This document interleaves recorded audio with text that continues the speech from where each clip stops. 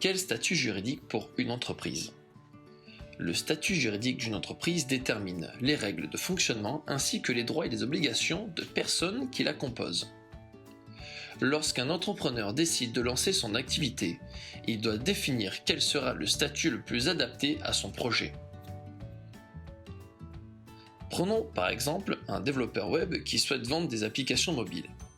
Pour commencer, il va privilégier sans doute le statut d'auto-entrepreneur, qui présente de nombreux avantages, notamment la possibilité de déclarer son activité en quelques clics, et la comptabilité simplifiée avec comme seule obligation le fait de devoir déclarer mensuellement ou trimestriellement ses rentrées d'argent.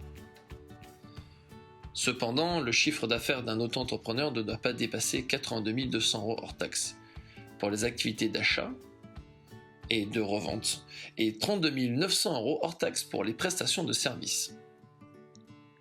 Par conséquent, si l'activité de notre développeur fonctionne bien et que son chiffre d'affaires dépasse 32 900 € hors taxes, il devra donc créer une société. Contrairement au régime de l'auto-entreprise, ses biens personnels et le patrimoine de sa société ne seront pas confondus. En cas de faillite, ses biens personnels ne seront donc pas saisis. S'il souhaite poursuivre seul, il pourra créer un EURL, entreprise unipersonnelle, à responsabilité limitée, ou une SASU, société par action simplifiée unipersonnelle.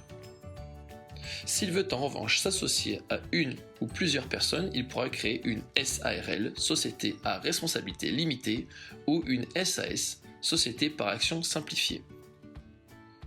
Dans une SARL, les règles de fonctionnement sont fixées par la loi. L'entrée d'un nouvel associé dans l'entreprise doit par exemple être accordée par la majorité des autres associés. Il n'est pas possible de modifier ces règles. S'il souhaite un fonctionnement plus souple, notre développeur pourra envisager de transformer sa SARL en SAS.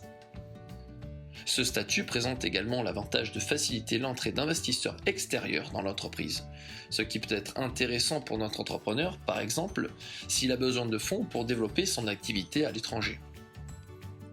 La SAS permet en effet d'émettre différents types d'actions, notamment des actions dites de préférence, qui offrent des privilèges aux investisseurs comme le fait de pouvoir, en cas de faillite, récupérer de manière prioritaire l'argent investi. Si le capital de la société de notre développeur atteint 37 000 €, il pourra également créer une société anonyme et SA lui permettra de vendre des actions en bourse. Le statut juridique d'une entreprise dépendra donc des différents critères, dont la volonté ou non de l'entrepreneur de s'associer, la responsabilité financière qu'il souhaite endosser ou encore des besoins de son entreprise en capitaux.